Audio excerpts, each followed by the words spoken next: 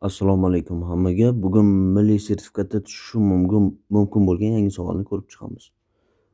Bizda savolda berilgan, bizda tenglama berilgan x kvadrat minus 6 teng ildiz x plus 6 deb berilgan. Bu tenglamani qanaqa bejamiz? Birinchi o'rinda biz aniqlanish sohasini olib qo'yamiz.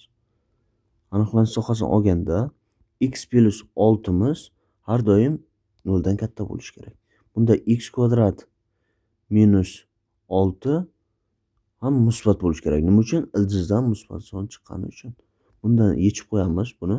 X'imiz har doim katta yoki teng -6 dan bo'lishimiz kerak. Buni ko'paytiruvchilar ajratsak x minus ildiz ostida 6 x plus ildiz ostida 6 bo'ladi.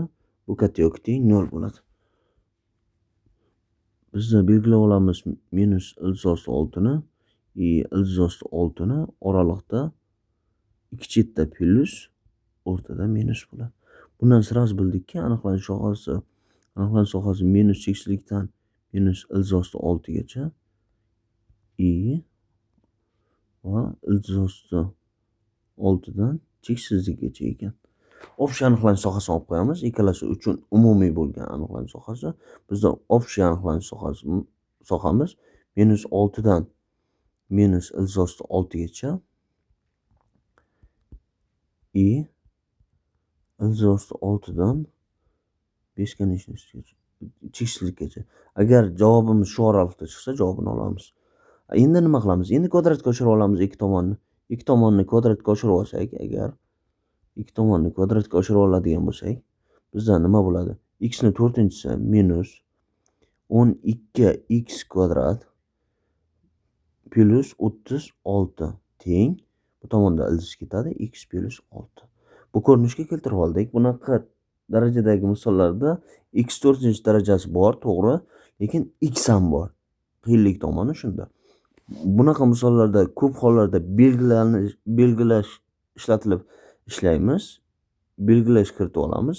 Lekin bu yerda belgilash kiritishda x dan foydalanmaymiz. Bu safar t deb 6 ni belgilab olamiz. Shunda agar t 6 bo'lsa, bizda t kvadratimiz o'z-o'zidan 36 bo'ladi. Endi yozamiz. X ni 4-inchisi minus 6 ni o'rniga t qo'yib ketadigan bo'lsak, 2t x kvadrat bo'ladi. Plus t kvadrat teng x plus t bo'ladi. Endi hammasini bir tomonga o'tkazib olamiz. T kvadrat minus 2t x kvadrat minus t plus x ni 4-inchisi minus x teng 0. Bizda kvadrat tenglama hosil bo'ldi, faqat t ga bog'langan kvadrat tenglama. Bu yerda t kvadrat yozib olamiz minus agar chiqarib olsak t ni 2x kvadrat plus 1 bo'ladi. T plus x ni 4-inchisi minus x teng 0 bo'ladi. Bunda diskriminantni topsak, diskriminantimiz minusdan 2x kvadrat plus 1 ni kvadrati minusdan 4 ko'paytirilgan x ni 4-inchisi minus x bo'ladi. Bunda 4x ni 4-inchisi plus 4x kvadrat plus 1 minusdan 4x ni 4-inchisi plus 4x bo'ladi. 4x ni 4'e 4x ni 4'e ketadi. Bizda qoladi 4x kvadrat plus 4x plus 1. Bu degan narsamiz, bu degan ifodamiz bizda 2x plus 1 ni kvadrati. Endi topamiz. T1 ni topish uchun birinchi b ni yoza olamiz. B bizda 2x kvadrat plus 1 minusligidan foydalanamiz. Minus 2x minus 1. Diskriminantdan chiqarib oldik, minusligidan foydalanyapmiz. Bo'lamiz 2 ga. Bunda birlar ketadi. 2 ga bo'lib olsak har birini xatma-xat x kvadrat minus x bo'lar ekan t1imiz. T2miz plusligini olamiz. 2x kvadrat plus 1 plus 2x plus 1. O'sha narsani bo'lamiz 2 ga. Shunda nima bo'ladi? X kvadrat plus x plus 1 bo'ladi.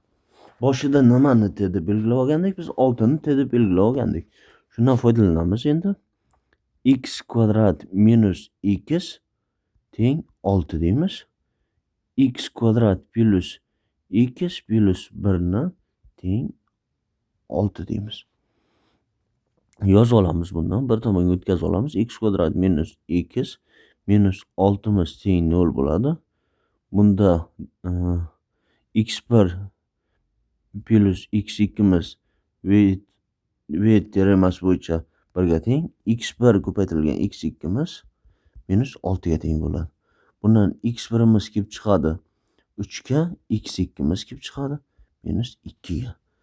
Buni qanaqa ishlab olamiz? X kvadrat plus x tomonga, chap tomonga o'tkazib olsak, minus 5 bo'lib o'tadi, teng 0.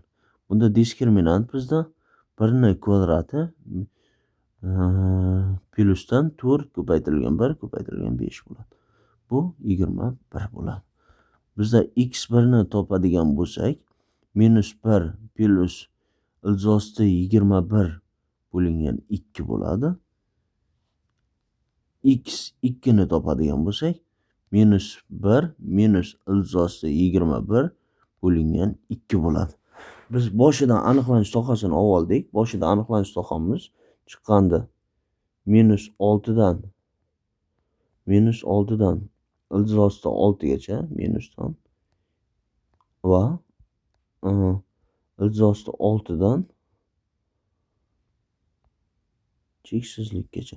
Endi tekshirib ko'ramiz. Tekshirib ko'rsak, minus 2 ni o'z-o'zidan ola olmaymiz. Bu ilzosti 21 dan 4 dan kattaroq chiqadi. 4 dan kattaroq son chiqqani uchun 4 dan kattaroq sondan 1 ni ayirsak 4 dan kattaroq sondan 1 ni ayirsak 3 dan kattaroq, 2 ga bo'lsak 1,5. Buni ham plyusligini ola olmaymiz. Minusligi nima bo'ladi? 4 dan kattaroq, 2,5 dan kattaroq bo'ladi. Kichikroq bo'ladi. Minus 2,5 dan kichikroq bo'ladi. Shuning uchun bizda javobimiz minus 3 bilan minus 1 minus ilzosti 21 taqsim 2 bo'ladi.